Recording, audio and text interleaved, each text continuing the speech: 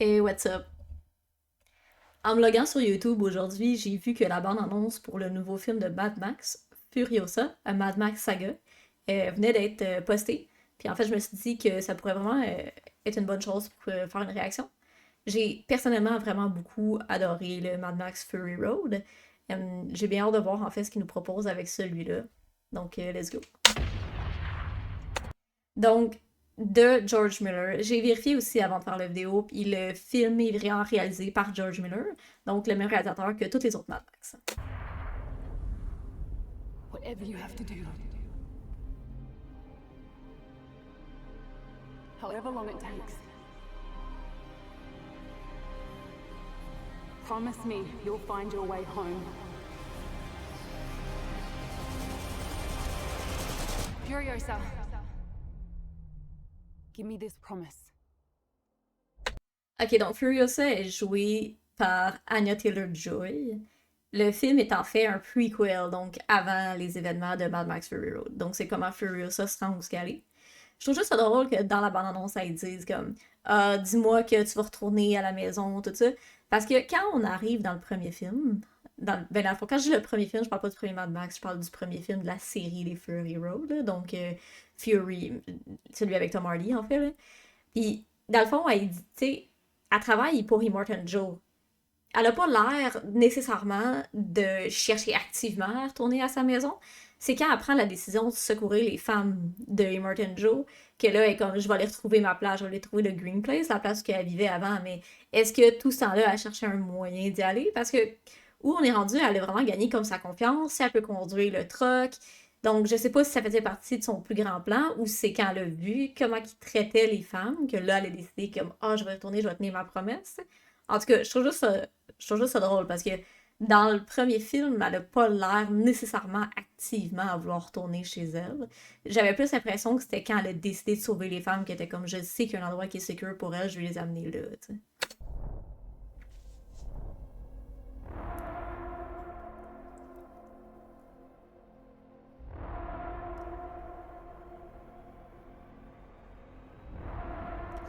She will devote the rest of her life to finding her way home. Honnêtement, faudrait que je revoie l'autre film d'avant pour reclarifier ça. Est-ce qu'ils ont changé son narratif ou est-ce que c'était comme ça dans l'autre aussi? Parce que oui, elle cherche sa place, mais en même temps, ça a dû prendre du temps justement pour gagner la confiance de Immortan Joe. Peut-être que ça faisait partie de son grand plan aussi. Là. Son odyssée.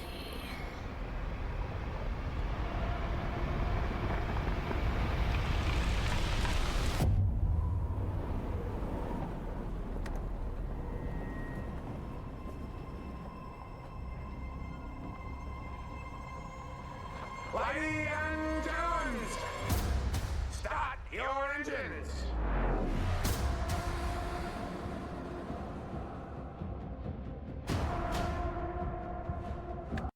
J'apprécie le fait qu'on reste vraiment dans le même univers parce que le world building qu'ils ont fait avec le Fury Road est comme tellement intéressant. Je suis vraiment contente qu'on reste là. T'sais, on voit encore, il y a des véhicules vraiment particuliers avec les Silver Boys, je sais plus comment ils s'appellent. C'est comme ces personnages-là. Là. Mais je suis contente qu'on ait encore des machines vraiment bizarres. Puis, c'est tous des véhicules qui avaient été construits aussi dans d'autres films avant. Là.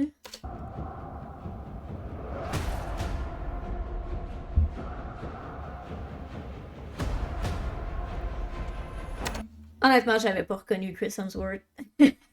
Ils l'ont vraiment magané. Ils se ressemblent pas. Je sais pas si on a un pony ou quelque chose, là. Mais ils se ressemblent vraiment pas. Ouais.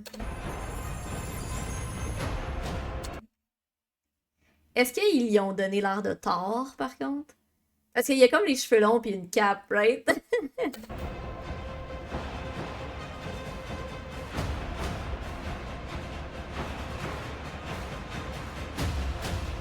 Tu sais, je constate aussi qu'elle a ses deux bras.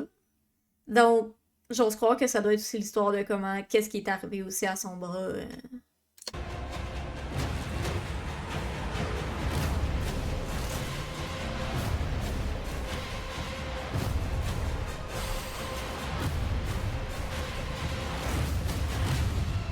Voilà, il y a une cape rouge.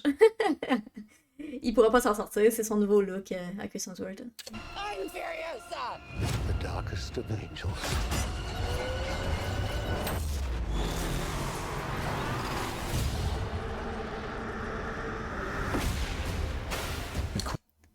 Ok, c'est ça, exact. C'est comment qu'elle a son bras. Puis, moi, personnellement, je trouve qu'il a l'air différent dans l'autre film.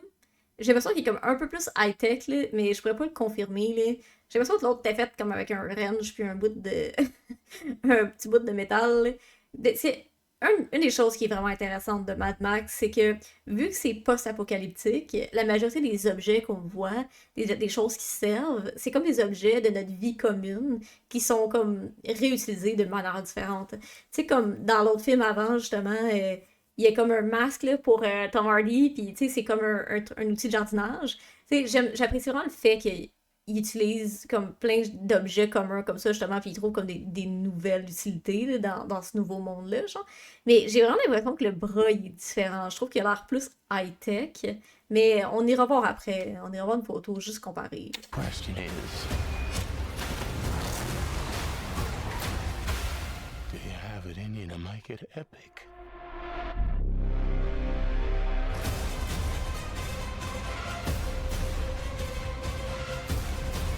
C'est à la fin, avec les cheveux rasés, elle a vraiment le look. Le look comme qu'elle a dans Fury Road, là. Ok, donc en 2024, on n'a pas de date fixe. Ok, on va aller voir des images de Furiosa. Je veux juste voir si le bras il est différent. Mais en même temps, ça ferait le sens si c'est le même bras, mais il est juste rendu comme plus trash parce qu'il y a des années qui ont passé entre.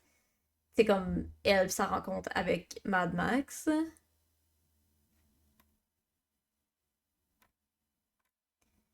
On peut-tu avoir. Ok, ouais, that's it.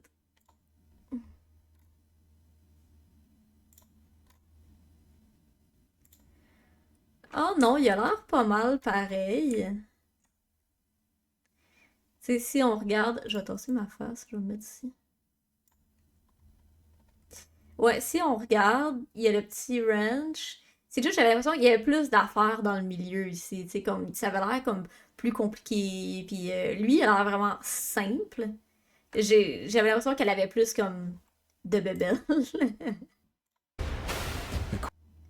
Question is, Ah non, ok, c'est pas si fait, tu vois.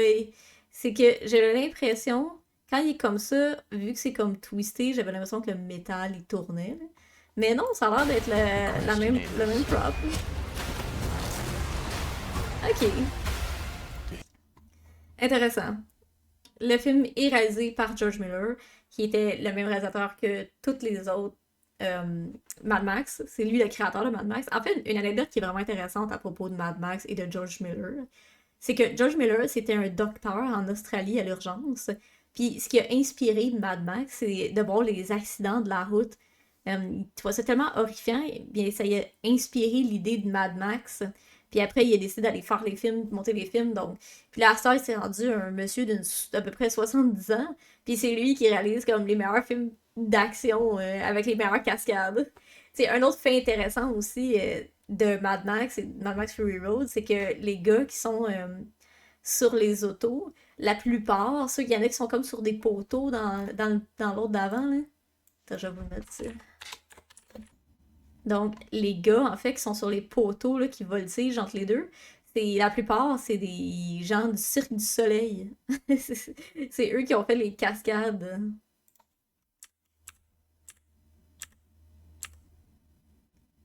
Est-ce qu'on va les voir? Donc, ces gars-là, c'était la plupart, en fait, c'était des artistes du Cirque du Soleil qui ont été engagés pour faire ces cascades-là. Puis la plupart des véhicules, en fait, c'était tous des vrais véhicules qui ont construit puis qui roulaient, là. Donc, je trouve que c'est hallucinant, je trouve que c'est le fun, des vraies explosions, sont vraiment dans le désert. C'est vraiment des films qui sont durs à comparer avec bien des choses qu'on voit aujourd'hui. Puis honnêtement, j'avais carrément oublié que Furiosa, ça s'en venait. J'étais pas convaincue au début, mais je trouve que faire un film de Mad Max sans Mad Max, c'est pas nécessairement une mauvaise idée. Parce que l'univers de Mad Max est tellement intéressant et complet. C'est Immortan Joe, sa civilisation qu'il a, comment il fonctionne, tous les gars avec qui il est, qui ils sont prêts à se sacrifier pour lui. je trouve que ça fait tellement, justement, tu sais, comme il y a tellement de world building, c'est un peu comme Star Wars, tu sais, tu peux aller prendre n'importe quoi dans cet univers-là et raconter une histoire qui est intéressante. T'es pas nécessairement obligé d'avoir le protagoniste en soi, tu sais. Puis je trouve que faire plus de films qui étendent tu sais, le monde, l'univers de Mad Max, c'est vraiment une bonne idée en soi. Donc, honnêtement, je suis hype. J'avais carrément oublié que ça existait, ce film-là. Puis, c'est une bonne nouvelle, honnêtement. Je suis quand même surprise. Je viens hâte de voir. Sur ce, merci. On se voit dans la prochaine vidéo. N'oubliez pas de boire de l'eau puis de rester hydraté. Bye!